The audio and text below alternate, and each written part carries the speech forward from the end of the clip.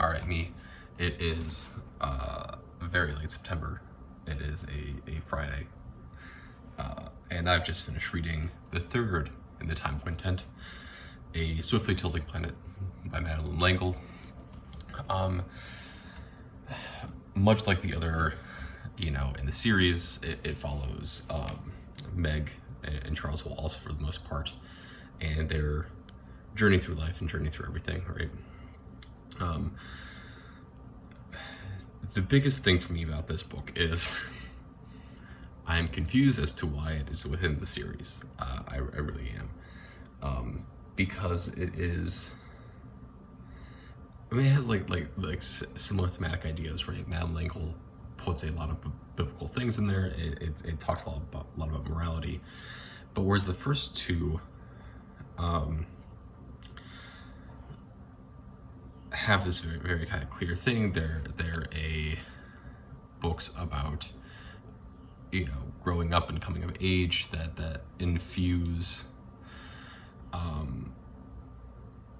religion and infuse like some economic stuff in there with it.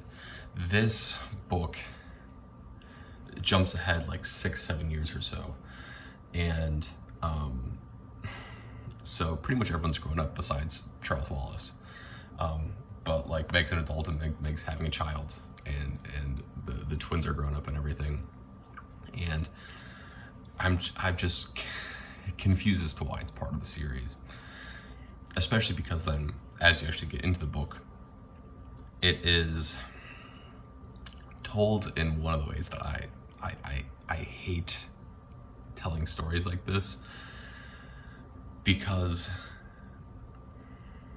the rest of the series, as has been set up, has been told through Meg's perspective, and so there's a precedent there that Madeline has to follow, that we're being to tell the story through Meg's perspective. But that's not really the story that Langle seemed to want to tell. And so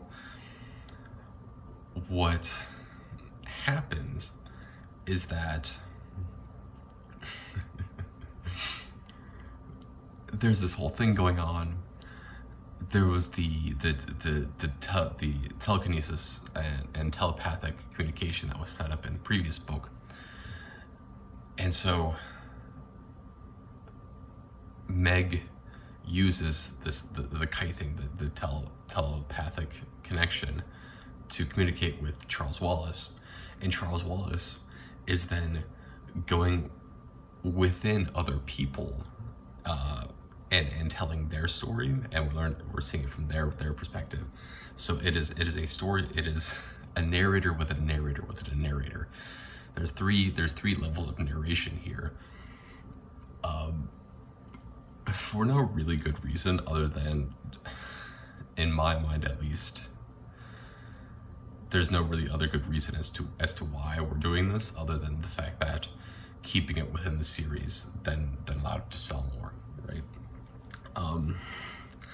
Because yeah, I don't quite understand the reasoning as to why, other than that this is told this way. Because even the elements of the story and the plot and everything don't necessarily keep in line with the other portions of the series that have been there so far. So, it just doesn't make a lot of sense as to why. Because this is a story that is really an extension of the Cain and Abel story. That's really what it is. It's conceptually brother against brother. I don't remember when this book was published, but we are looking at, I'm assuming, looking at right around the time of the height of the Cold War, not 80s Cold War that gets the publicity, but like Cold War of 70s, and everyone just kind of exists knowing that at any point in time things are the bomb is gonna drop, right? And then you have, so it's an extension of the Cain and Abel story, right? Of the idea of brother against brother. It's an anti-war treatise, right? Which is fantastic. That's lovely. I don't know if what was used as like the rune or effectively Deus Ex Machina type is an actual legitimate thing from Christianity. This is something that L'Engle wrote herself, but within it, right, it's about Charles Wallace going through and following this one family throughout time and using this constant fear that exists of brother turning against brother and fighting each other, to then become, that this is all how the world ends up playing out and everything, right? And it comes from the idea that initially you have two young brothers that are part of a longer line of children. They're like the fifth and sixth kids of king's sons. There's no way they're ever going to get power.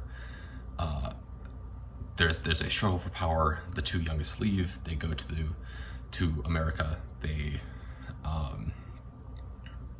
they're the first Europeans to exist in America before Leif Erikson, and from that, the two younger brothers, the very youngest, wants to just live peacefully, wants to do whatever. The older of the two feels like he still has some sort of power, some sort of claim to something, because he's at least older than his brother. Tries to start a war that fizzles out. Younger brother, saves the day and whatnot. And from there, it's about this story of how one family, how one line is coming from the younger brother is the good line, and how one line is the bad line. And they're both born with this ability, or they can produce offspring that have this ability to, see and change the future a little bit and be guiding lights in the world and whatnot. And it all kind of boils down to Charles Wallace skipping through time to try and right the path so that the dictator that's down in Patagonia, effectively, it is the son of the good line rather than the son of the bad line. Because if he's the son of the good line, nothing happens. It becomes, sharing of resources and whatnot, which is, to me, is a little bit ironic that that's considered the good line, especially once, as we've seen throughout, especially the first book, that those concepts, those ideas, are looked down pretty heavily by L'Engle. But that's besides the point. If the son is from the bad line, then he starts a nuclear war, right? So that's all that. It's all about this time skipping, time jumping, to try and right the path and ensure the right things. From this, there's one thing that is both fun but was also just not fun at all, which is we're playing it's not the pronoun game in this case of doing the he said, she said, whatever, but it's the preposition game of where it's constantly about where and when. And when we as peoples theoretically travel throughout time and whatnot, or even, ask basic questions if we're disoriented, we say phrases like, where are we? And where are we means both relatively where are we physically, but also time and place, right? And it's just the constant thing that goes throughout this whole book of, it's never where are we, because technically they're always in the same spot. It's when are we, it should be the question. And it's just so pedantic, and it gets brought up over and over and over and over again. it's just not. The first one fine, second one fine. After that is why are we still doing this? And the other thing, and I've talked about this with a couple other books. The one that comes to mind is Lord of the Rings, but the concept and idea of having a specific genetic trait or genetic line or race or anything like that is considered inherently evil, and they have inherently evil or narcissistic ideals simply because of the line from which they're raised, has never really sat well with me. And that's the play that continuously happens here. And I get why, right? It is something that's relatively simple and makes sense. I'm just not a huge fan of it, because it annoys the hell out of me. So yeah, that's that. Oh, the other portion that's to this is of note is that we finally have Mrs. O'Keefe, Mom O'Keefe, who is the mother to Calvin, who is the third boy in the first two books, and then marries Meg. But Mom O'Keefe is pretty integral to this story,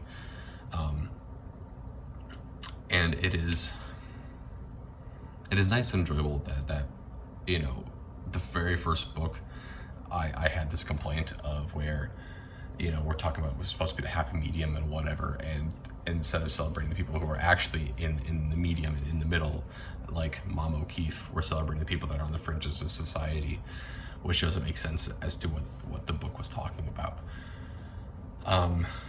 But in this book, at least, Mom O'Keefe is relatively important, and